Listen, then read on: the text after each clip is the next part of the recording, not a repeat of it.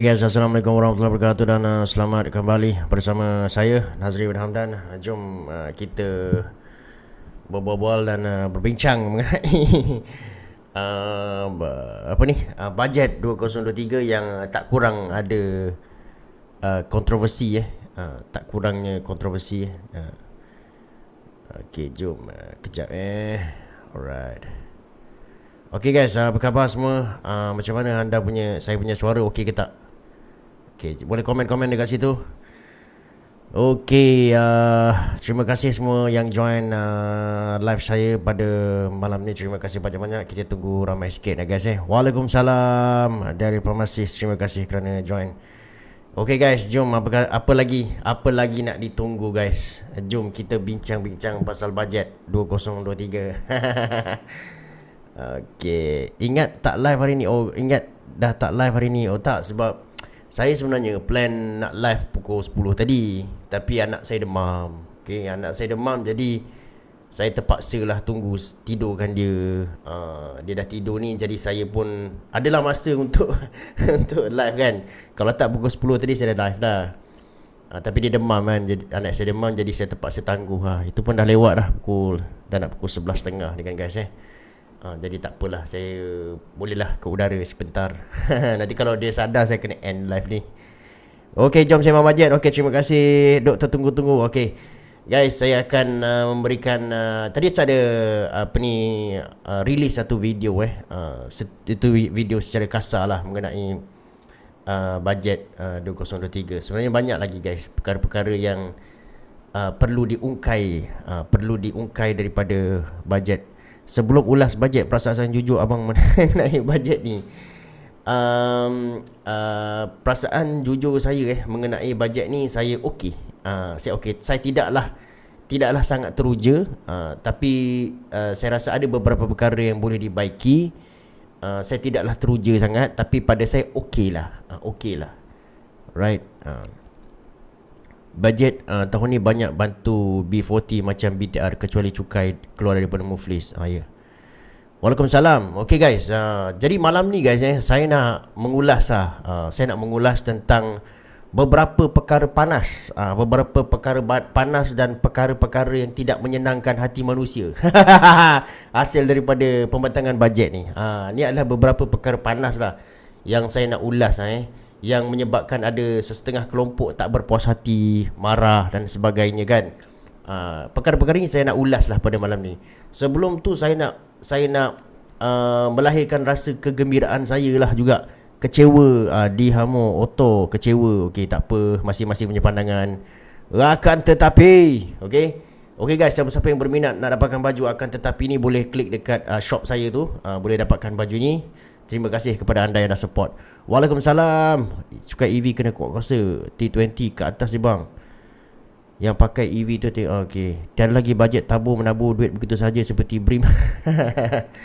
Okey guys, walau bagaimanapun saya ingin melahirkan kegembiraan saya sebab diumumkan akan ada naik taraf kepada 6 lorong Lebuh Raya Plus Yong Peng Senai Utara, iaitu daripada Yong Peng ke Senai Utara fasa 1 Johor, daripada 4 lorong kepada 6 lorong, membabitkan kos sebanyak 525 juta secara berperingkat.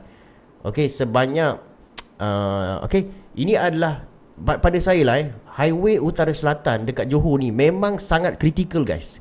Memang kita perlu upgrade daripada 4 lorong kepada 6 lorong. Itu kritikal.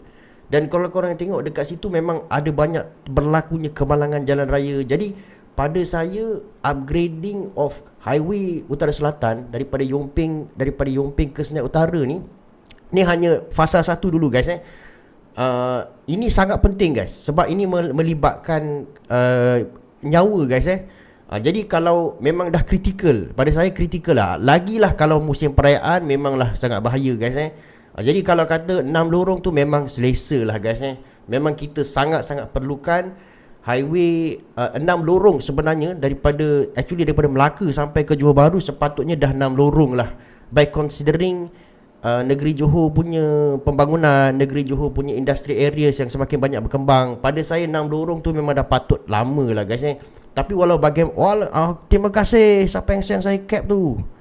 Terima kasih banyak. Memang payah guys, memang payah guys, betul. Pada saya memang sepatutnya benda ni dah berjalan lama, dah upgrading dah lama dah, tapi alhamdulillah lah, akhirnya kita nampak harapan. Kan, iaitu daripada Senai Utara ke fasa 1 dia upgrade kepada 6 lorong, membabitkan kos sebanyak 525 juta secara berperingkat. Jadi kita harap dia akan pergi ke fasa 2, fasa 3, yang mana dia akan straight daripada Melaka terus ke Johor Bahru, 6 lorong terus. Itu yang kita nak lah. Terus lepas air keruh, yes betul, 4 jadi 2 lorong. Bahaya guys kalau korang tengok dekat Senai tu sebenarnya banyak berlaku kemalangan jalan raya. Betul guys, lori laju-laju guys. Betul. Itu memang sangat perlukan 6 lorong guys Memang dah lama lah sebenarnya. Okay, bang nak tanya, sesuai tengok tak keadaan ekonomi sekarang, saya full time business. Kalau nak tanya full time business, kalau kata kau masih bekerja guys kalau kau masih bekerja, kau kerjalah dulu. Okay, kalau kata kau kerja, kau buat business part time, kau kerja je macam biasa. Unless kau dah ada satu cash dalam simpanan kau yang kau rasa kau boleh yakin, kau boleh buat business, kau boleh survive tanpa, katalah contohnya 6 month pun kau tak ada sales kan, sales kau drop kan, kau ada 6 month untuk sebagai reserve cash kau tu. Itu kalau kau dah confident, tak apa. Saya dulu buat macam tu guys saya kumpul cash kan, kemudian saya rasa saya ada confident, baru saya stop kerja lah. Kalau tak apa guys, kau kerja je dulu sambil kau bekerja, kau buat business, tak apa. Dulu saya start pun macam tu, tak ada beza guys Okay guys, saya nak komen sikit saya nak mengulas tentang beberapa perkara yang saya rasa perlu diulas lah. Okay, yang saya akan ulas secara neutral lah guys Saya tak berpihak kepada mana-mana. Kalau korang pun tahulah, walaupun ada sesetengah orang ni cakap saya ni orang PH kan, tapi bila aku condemn PH, dia tak cakap pula aku orang PN. Itu masalahnya bila kita mengulas tentang isu-isu berkait dengan politik. Walau bagaimanapun, aku rasa kalau dah bercakap pasal bab ekonomi ni, memang kena jugalah kita cerita-cerita sikit lah pasal politik. Tak apa, tak ada masalah. Okay guys, yang pertama sekali, dia ada pada aku lah, aku tak tahu sama ada korang nampak ke tak isu ni Pada aku dia ada 3 isu yang kontroversi dekat sini lah. Yang pertama of course lah, yang orang memang sejak daripada bajet tadi kepangpung tak habis-habis, orang tak puas hati pada KWSP tak dikeluarkan. Itu nombor 1 lah guys Yang kedua, pada aku ada lagi satu yang agak mengecewakan aku, iaitu membabitkan soal PTPTN. Betul guys pada aku agak kecewa soal PTPTN. Yang ketiga pula, aku rasa ada satu lagi benda yang mungkin korang tak nampak, tapi pada aku memberikan kesan besar, iaitu mengenai isu Felda. Okay guys, okay. So kita apa ni, Muhammad Hamizi, terima kasih bagi saya gift. Okay, kita pergi satu-satu guys Contohnya macam isu KWSP. Pertama sekali guys pada aku lah kan, pada aku kita have to be fair with orang-orang yang minta pengeluaran KWSP. Aku hormat dengan dia orang lah, walaupun mungkin kita tak perlukan keluarkan KWSP, tapi ada orang-orang yang mungkin dalam keadaan tertekan ni, dia perlukan sangat KWSP sebab hidup dia tertekan. Kita tak tahu masalah hidup orang macam mana guys tapi kita tahulah dia orang mungkin ada masalah lain kan. Aku hormatilah, walaupun secara prinsip aku tak setuju, tapi aku hormati dia orang ni. Tapi korang kena faham juga kenapa kerajaan begitu firm dengan tidak mengeluarkan KWSP. Secara politiknya kenapa guys siapa boleh jawab? Kenapa secara politikalnya, okey, walaupun kerajaan menerima tekanan untuk keluarkan KWSP, tapi aku dan lagi satu sudut aku sebenarnya agak kecewa lah, sebab dia cakap dia nak bagi bantuan bentuk lain kepada pengeluar-pengeluar yang KWSP yang tak dapat ni. Tapi walau bagaimanapun dia bagi RM500 kepada akaun dia orang, aku rasa benda tu tak cukup lah. Kalau kau tanya aku lah, pada aku benda tu tak cukup. Itu we have to be fair. Itu secara jujur aku cakap, pada aku itu tak cukup lah. Tapi guys korang kena faham secara politiknya, why the government is so firm. Korang nak tahu tak kenapa dia begitu berani guys untuk mengatakan tidak? Itu ni secara politiknya guys When is the last time kerajaan firm dengan diorang punya policies? When? Kalau korang tahu equity market akan merunding. When is the last time kerajaan begitu firm untuk tidak keluarkan, untuk firm dengan dia punya policies? When? Kalau korang nak tahu, the last time when the government really firm about their policies ialah bila diorang ada majority 2/3 dekat parlimen. Okay. Okay. Bila diorang ada 2/3 majority dekat parlimen, diorang akan firm dengan diorang punya policies. That's why diorang, aku cakap aku tak nak bagi. Okay. Walau bagaimanapun saya hormat orang yang nak mengeluarkan KWSP. Saya faham guys. Saya tidak cakap kau keluarkan EPF ni kau wala on. Tak, saya tak cakap macam tu guys. Saya hormat dengan orang yang kita faham kadang-kadang orang ni ada masalah tertentu kan. Kita kena hormat dengan dia orang lah. Tapi walau bagaimanapun secara politiknya korang kena faham secara politik kenapa government very firm untuk tidak keluarkan EPF ni, dan juga kenapa dia orang begitu confident untuk kata no. The last time when the government is very firm about their policies is when dia dapat 2/3 power dekat parlimen. Sekarang ni dia dapat 2/3 power dekat parlimen. Okay. So dia orang is very firm dengan dia orang punya policies. Itu in terms of political stability lah kan. Jadi orang begitu firm dengan diorang punya policies lah. Tapi aku faham lah, mungkin ada orang yang ada masalah dari segi kewangan, diorang perlukan sangat duit EPF tu. Aku hormati lah kan. Kita tak boleh nak kata kau tak apa. Kita tak tahu masalah orang macam mana guys. Aku respect lah dengan, aku hormat lah dengan keperluan masing-masing kan Cuma dari segi bajet tu diletakkan duit secara 400-500 ringgit dekat akaun diorang tu, pada aku it's not enough lah. It's not enough. Okay. Okay. Itu pandangan aku secara peribadi lah Alright. Okay. Selamat pagi Yunis. Okay. KWSP tak keluarkan sebagai bajet. Betul. Okay. KWSP tidak perlukan bajet untuk, okay, dengar sini betul-betul korang kena dengar sini betul-betul. KWSP memang tidak memerlukan bajet sebab dia bukan duit kerajaan. Akan tetapi dia akan efek cara kerajaan berbelanja. Korang kena faham benda ni. Okay. Dia akan efek kerajaan berbelanja. Kenapa aku cakap macam tu Korang kena faham kerajaan berhadapan dengan defisit. Aku dah pernah buat benda ni dekat video aku. Kerajaan berhadapan dengan defisit. Bila kerajaan berhadapan dengan defisit, okay, kerajaan memerlukan extra money untuk cover dia punya expenses. Lobang tu guys Lobang tu diorang nak dapat daripada mana guys? Of course EPF bukan duit kerajaan, itu duit rakyat. Dia tak memerlukan bajet, but it's going to affect and influence the government, the way the government spend their monies. Kenapa? Daripada mana diorang nak dapat lobang? Sebab daripada EPF lah geng. Kan aku dah pernah buat video pasal benda ni sebab kita kena faham kerajaan punya source of source of borrowing sih, dia terbagi kepada dua guys, dalam negara dan luar negara. Okay, it's true, dalam negara dan luar negara. Kita nak, kalau kerajaan berhadapan dengan defisit dan hutang, apa yang kita nak adalah kerajaan pinjam daripada dalam negara. Kalau boleh jangan pinjam luar negara. Sebab apa? Kalau pinjam luar negara ni, kalau kita tak boleh bayar, default, kita bankrupt, habis. Kita nak kerajaan hutang pinjaman daripada dalam negara. Pinjaman dalam negara ni, kerajaan nak hutang dekat mana guys? EPF lah. This is the fact. Tak ada siapa pun boleh argue benda ni guys. This is fact. Okay. Of course it's not the government money. Dia tak perlukan bajet kerajaan untuk kerajaan luluskan, tapi it's going to affect the way government spend money. Okay. So korang kena tengok orang cakap tu beyond that. You have to look beyond that, and then you going to see lah kenapa. Okay. Kalau kita tak tengok beyond that, kita tak nampak kenapa dia akan effect. Of course dia bukan duit kerajaan, but it's going to affect the government spend money. It's going to affect the government punya budget as well. Secara indirectly, bukan secara directly, but secara indirectly. Okay. Okay. EPF dengan LTAT. Betul. EPF, LTAT, KUAP. Guys, ada lag ke guys? Aku harap tak ada lag lah.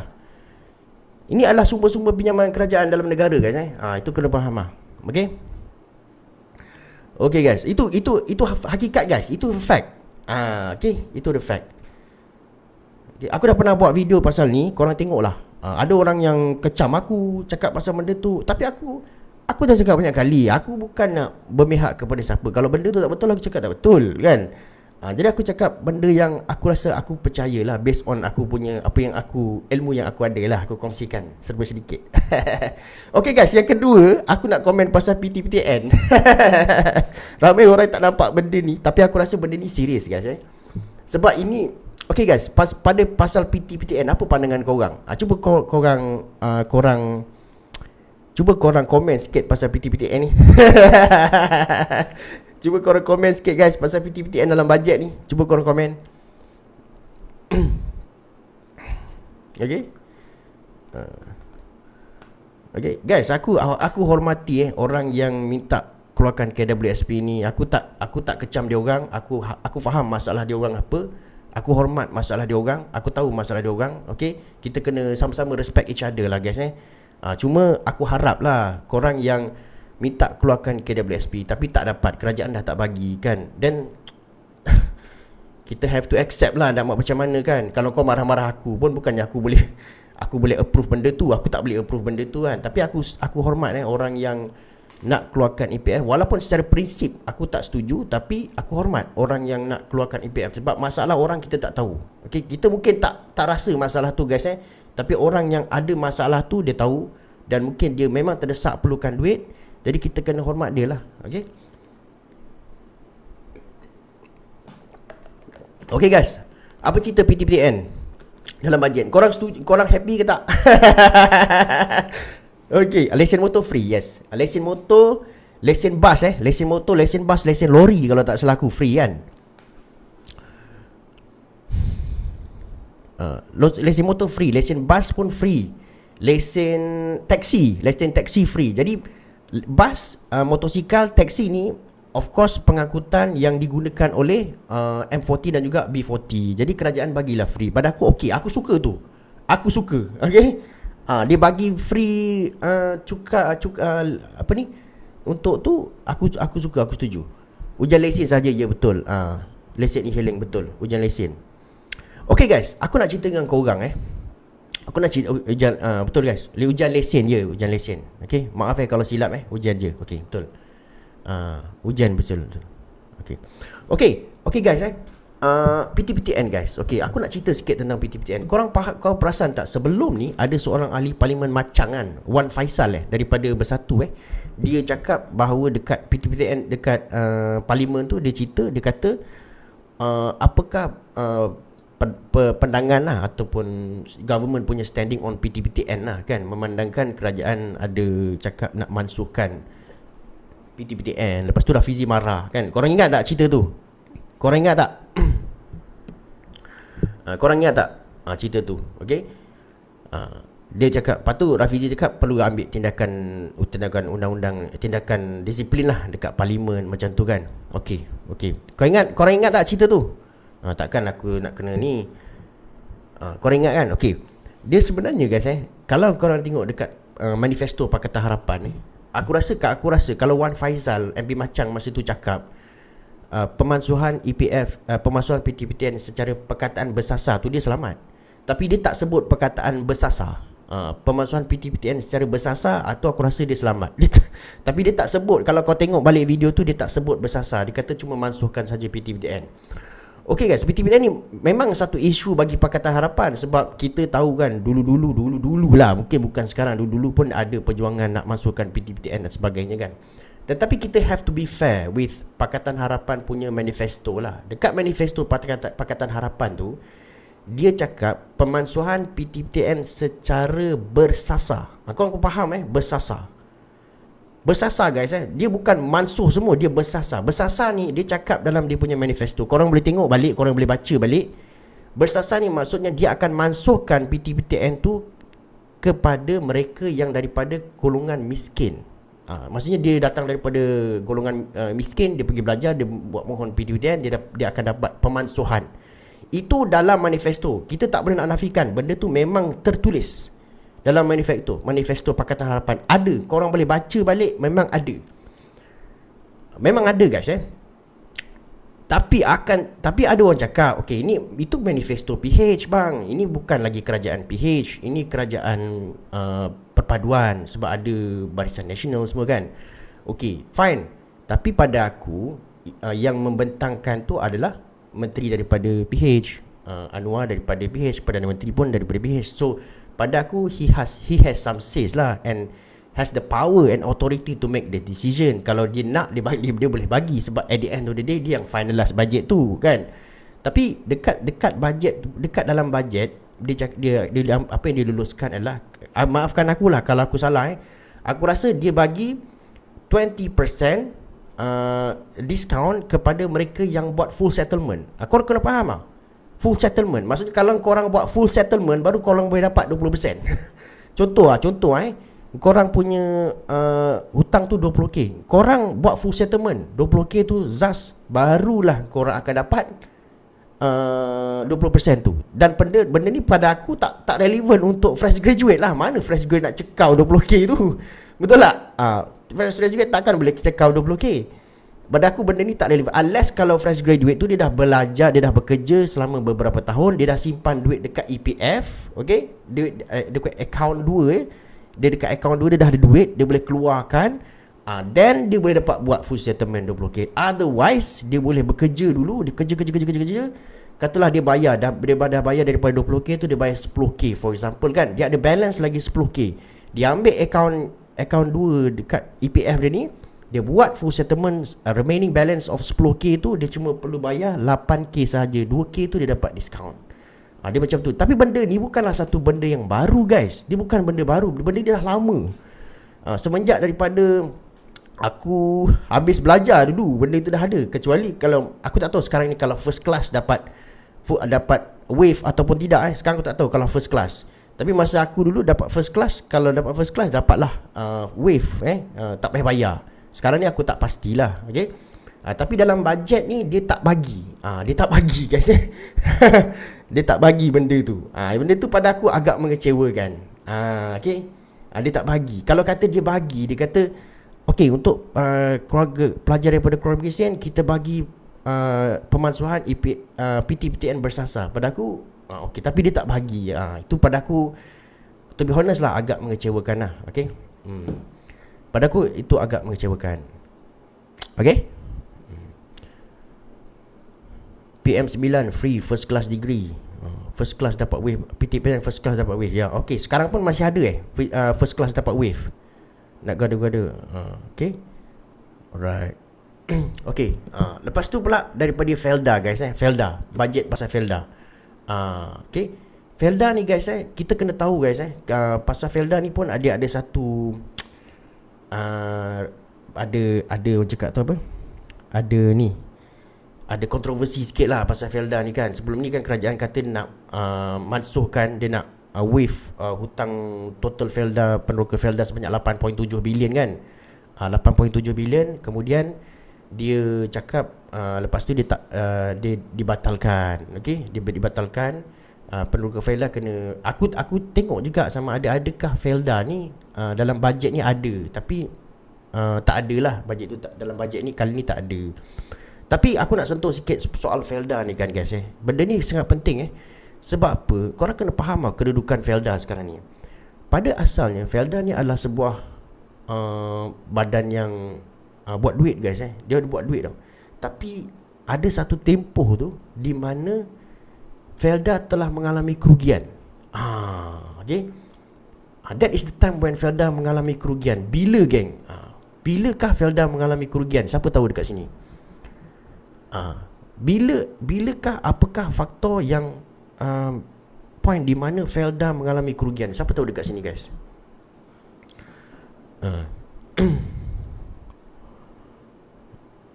Felda banyak sakau. Jangan cakap macam tu. Okay, kita bercakap secara, orang cakap tu, profesional kan, secara ilmiah.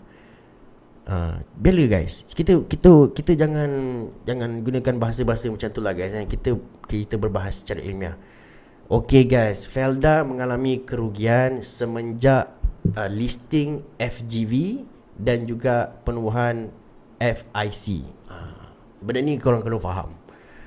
Okay, Felda mengalami kerugian semenjak FGV, Felda Global Ventures, dan juga Felda Investment Corporation, FIC.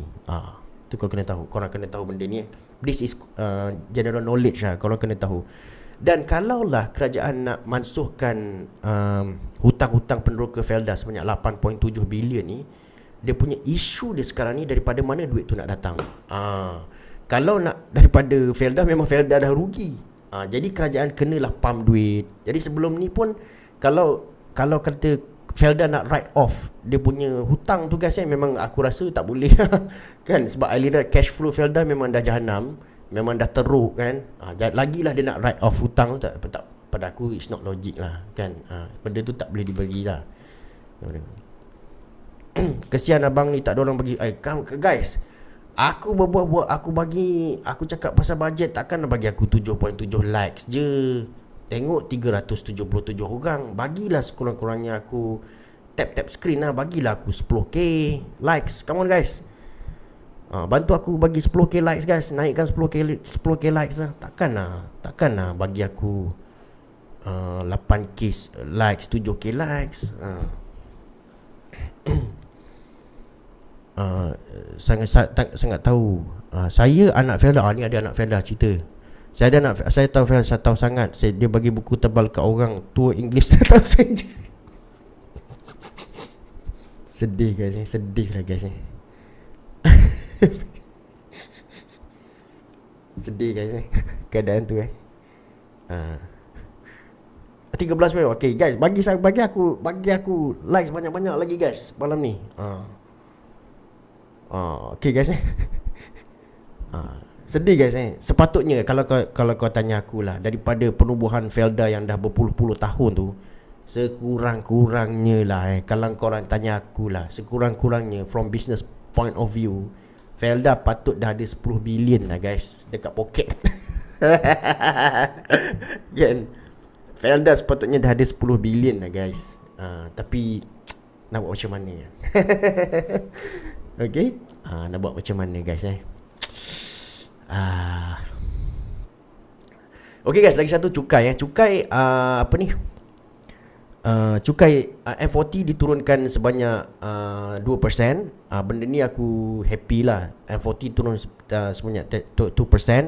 Tapi T20 dia naik sebanyak 2%. Jadi dia kontra dekat situ. Walau bagaimanapun, of course lah, dengan kontra ni pun kerajaan still akan dapat hasil yang lebih banyak, walaupun dia tax 2% je dekat T20 kan. So pada aku sokong benda ni. Dan pada aku sepatutnya lah, kalau kau tanya aku lah, bila dia tax 2% dekat T20, pada aku sepatutnya dia boleh kurangkan lagi banyak dekat M40.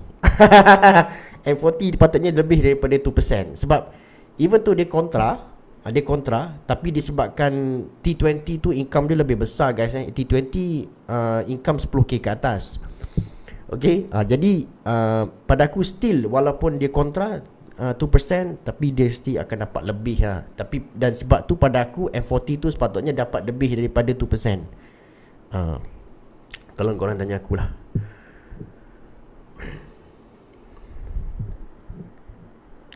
Cukai capital gain kita tengok KLC minggu depan Junam ke tak? Kita tunggu. Kita tunggu guys. Alright. Bank capital gain. Okay. Guys, aku sebenarnya bukan apa guys. Aku tak boleh live lama-lama sebab anak aku demam. Okay, anak aku demam. Jadi tadi pun aku sebenarnya nak live pukul 10, tapi anak aku demam kan. Jadi aku kena tengok-tengok dia lah. Wife aku pun dia tak berapa sihat kan. Bang, apa pendapat abang tentang tarif bil api? Pada aku tarif cukai elektrik memang patut dinaikkan kepada golongan-golongan syarikat-syarikat besar. Untuk yang benda ni sepatutnya dah lama dah guys, tapi korang kena faham jugalah, benda ni melibatkan sentimen pasaran sebenarnya. Kalau kita mencukai syarikat, kita naikkan untuk syarikat-syarikat besar ni, nanti dia akan melibatkan sentimen pasaran sebenarnya, market sentiment. Okay, jadi walau bagaimanapun dari segi keseimbangan untuk membantu golongan-golongan rendah, pada aku benda tu patutlah. Dan kalau aku tengok secara general budget ni sebenarnya dia lebih memberikan penekanan lah kepada golongan-golongan B40 lah sebenarnya. Kalau korang tanya aku lah, secara adil lah aku boleh cakap. Walaupun ramai orang tak suka lah sebab tak ada, just because of EPF tak dilaksanakan. Okay, just because of EPF tak dilaksanakan lah, tak diberi. Sebab ke orang terus tak suka dengan bajet ni.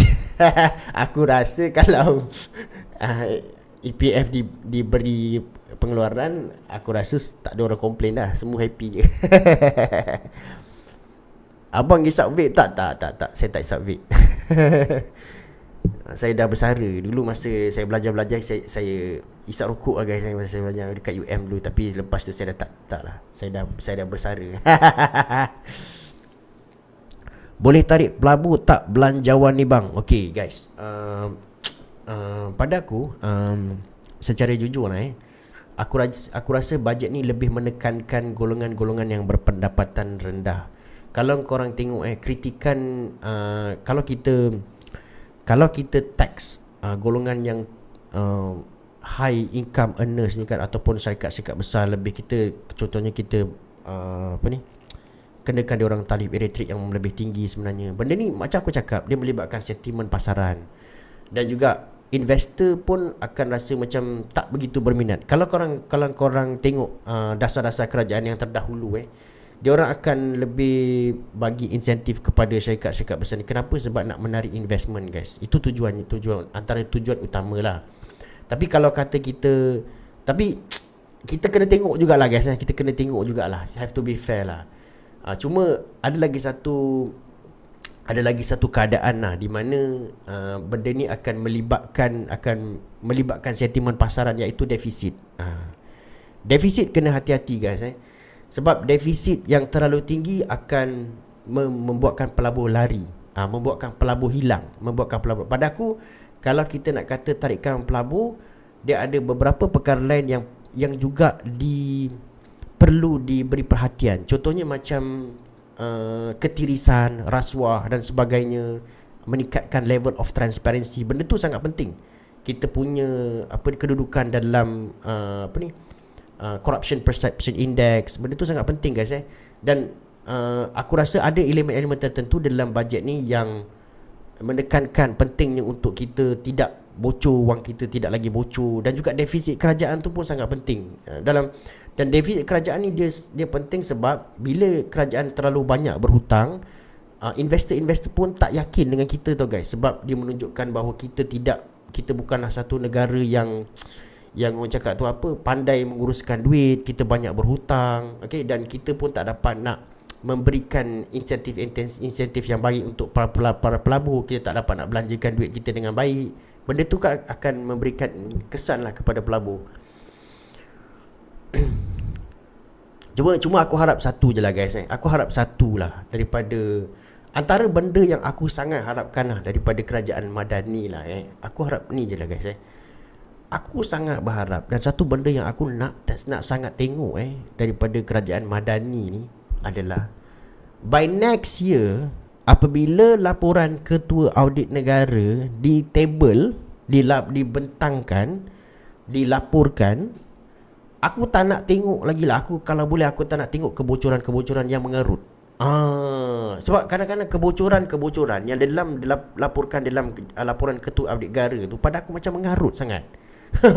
Macam mengarut sangat guys. Tapi aku haraplah benda-benda ni tidak lagi berlaku lah. Tidak lagi berlaku. Macam PM pun ada cakap ketirisan diesel mengakibatkan pasal penduduk Felda. Guys, tadi aku ada explain pasal penduduk Felda, tapi aku akan explain lagi dalam bentuk video. Korang jangan risau, aku akan release video pasal Felda ni. Okay guys, korang jangan risau. Pasal bajet ni pun aku akan release beberapa siri video lagi lah. Nanti aku akan lag. Betul bang, main dengan nyawa pula tu. Bajet kerajaan banyak fokus IKS, boleh jana ekonomi negara. Betul. Lag lagi ke gang? Ada lag lagi ke? Aku tak tahu kenapa internet macam tak stable pula malam ni. Pening pula aku.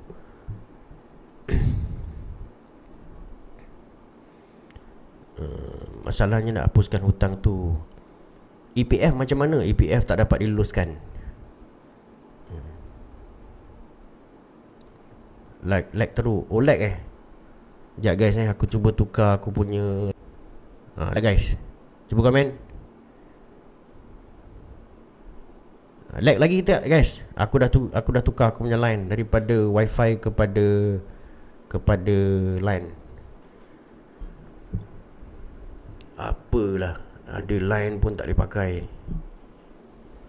Aku pening kadang-kadang dengan Unify ni kan. Bayar mahal-mahal. Kata apa ni, Mbps laju ke apa. Aku pakai lag juga. Angin betul aku. Cuba abang joget. Lag ke tak? Bang, apa kesan baik buruk kepada government pengeluaran EPF ni secara neutral? Aku dah cakap secara neutral, lepas tu aku kena kecam, kau tahu tak?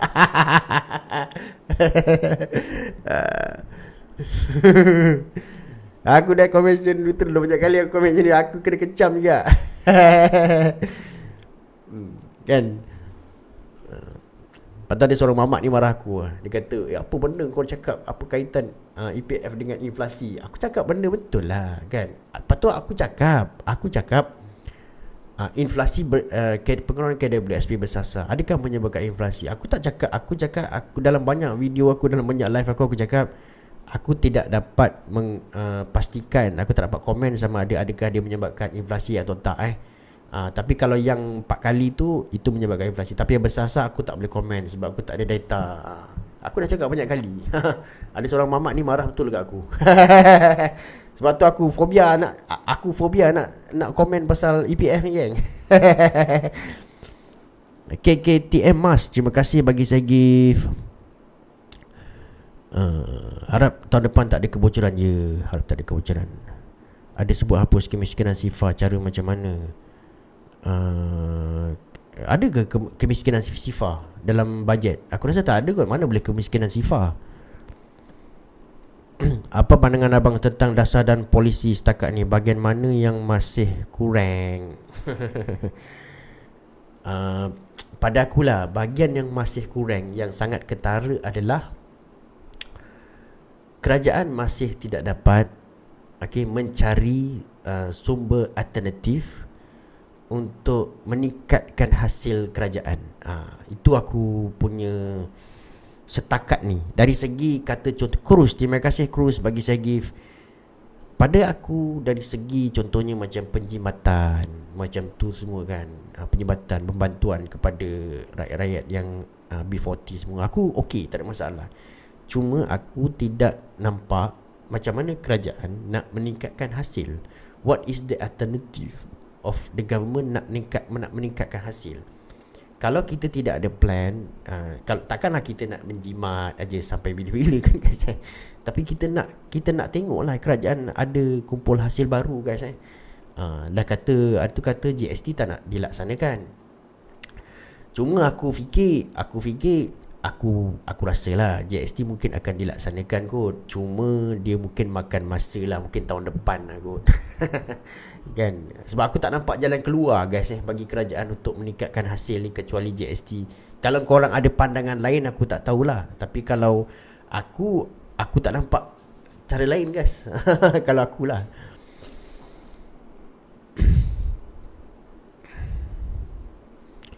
Akan dilaksanakan nanti rasanya. Okey, terima kasih. Okey, guys, bang komen sikit indeks KLCI next week. Kita tengoklah guys. Nanti kita tunggulah KLCI. Abang nak cakap kan. GST yang paling efisien pun. Saya nampak GST jalan penyelesaiannya. Bang komen sikit pasal wakil rakyat paguh. Aku tak nak geng. Aku tak boleh lah geng komen pasal wakil rakyat paguh. Ada seorang aku siap kena fitnah lagi. Aku tak komen pasal wakil rakyat mana-mana. Lepas tu video aku kena edit. Lepas tu aku dia edit video aku. Dia kata aku tujukan video tu kepada wakil paguh. Aku tak ada tujukan kepada siapa-siapa pun. Kan aku siap kena fitnah lagi.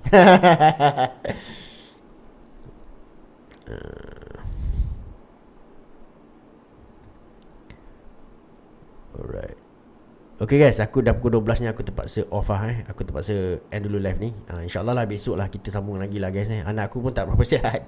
Jadi nanti besok kita akan sambung lagi. Terima kasih guys yang bagi aku gift, yang bagi aku gift, yang bagi yang apa ni, beli buku ke ataupun beli baju aku. Siapa yang nak beli baju ni boleh klik dekat TikTok shop aku tu lah. Okay guys terima kasih banyak-banyak guys kepada siapa yang sudi temankan aku. Mungkin insyaAllah lah besok kita akan sembang-sembang lagi lah. Harap-harap anak aku sihat lah. Jadi aku boleh live awal sikit lah malam besok. Okay guys, terima kasih. Terima kasih banyak-banyak guys Jadi kita kena always professional lah guys. Dan kepada korang yang, aku faham ada setengah korang yang memperjuangkan pengeluaran EPF, tapi kena professional lah. Janganlah menganggap orang yang, sebab ada orang yang nak keluarkan EPF, ada orang yang tak nak keluarkan EPF. Tapi janganlah menganggap orang yang tak nak keluarkan EPF ni sebagai musuh. Kita kena profesional lah. Ada orang nak, mesti ada orang tak nak kan. Jadi kita masing-masing kita bebas berhujah lah Janganlah marah-marah sangat. Ada orang tu siap marah aku apa benda, aku just komen benda yang daripada perspektif ekonomi pun nak marah-marah. Relax kan, profesional lah sikit. Okay guys, terima kasih banyak-banyak guys kepada siapa yang bagi gift, kepada siapa yang beli buku ke baju aku. Terima kasih banyak-banyak. Dan bagi gift. Okay, mungkin malam besok insyaAllah kita boleh sembang lagi lah guys Terima kasih. Assalamualaikum warahmatullahi wabarakatuh.